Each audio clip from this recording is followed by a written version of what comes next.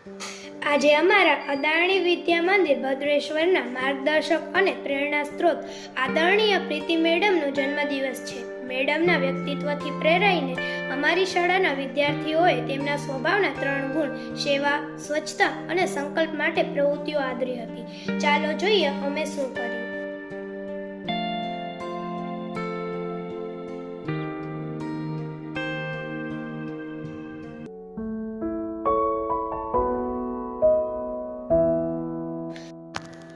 સૌથી પહેલા અમે આદિપુરની દિવ્યાંગ બાળકોની શાળાની મુલાકાત લીધી.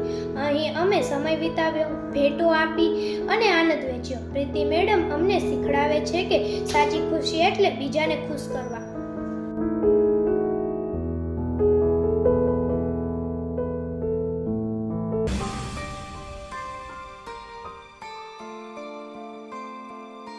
ત્યારબાદ અમે અમારી નજીક આવેલા ચોખંડા મહાદેવ મંદિર ખાતે સ્વચ્છતા અભિયાન કર્યું. પ્રીતિ મેડમ હંમેશા અમને સમાજ પ્રત્યે જવાબદાર રહેવા પ્રેરણા આપે છે.